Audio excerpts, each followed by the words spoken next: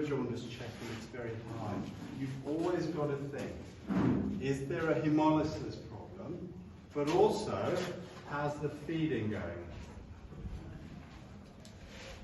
Is this baby going for a poo normally? Is it passing stool normally? Is it septic? Okay, because any of those problems can make a jaundice. Some babies might have an infection that they've got when they were being born. There's an important infection called Group B streptococcus. It's a germ that can make babies very sick. And the first sign might be jaundice. So we worry about sepsis, we worry about infection, and we worry about liver problems. So any sort of liver problem might make you jaundice. Okay?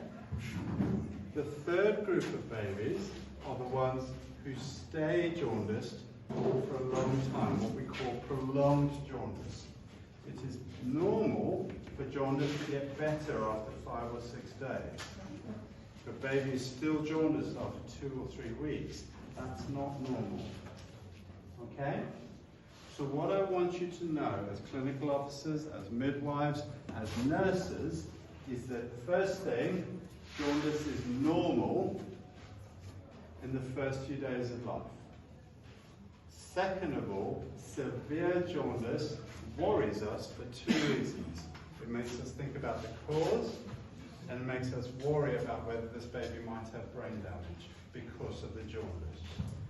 We think about 3 groups of jaundice babies. The ones who are jaundiced very early on, the ones who are very jaundiced, or the ones who stay jaundiced for a long period of time. And we worry about hemolysis, but we also worry about how well is the baby. Is there an infection? Is it feeding? Is it feeding well? Is it dehydrated? Is it going for a poo normally? Is there a liver problem? We worry about all of those things, and then the babies have prolonged jaundice. Sometimes there will be a blockage so the bile can't get out of the liver normally, or there's another liver, more complicated liver problem.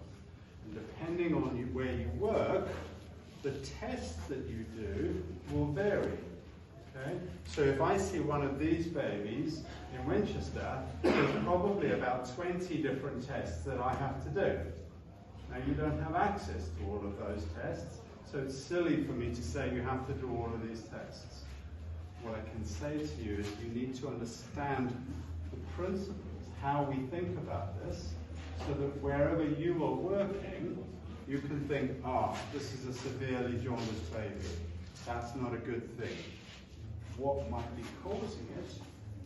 Because if it's a sepsis problem, what are you going to do? What are you going to give the baby if it's septic? Antibiotics. If the baby's not feeding, what are you going to do? You're going to feed it. If the baby's got a liver problem, it may be that that settles down, but it may be that it needs referring to the regional referral hospital. Okay? But while you're doing all that, because severe jaundice can cause brain damage, we want to get that jaundice level down. Okay? Now, we know that there's a particular kind of blue light, it's a particular frequency of blue light, that if you shine that blue light onto babies, it helps them to get rid of jaundice. So if you have access to this blue light, what's called phototherapy, photo, P-H-O-T-O, like taking a photo, therapy. If you have access to phototherapy, that's the quickest, most effective, most efficient way of getting that jaundice level down. Okay? If you don't have access to phototherapy, we know that blue light is in sunlight. So as my friend said here, if you can get the baby some sunshine, then that will help for the jaundice to come down.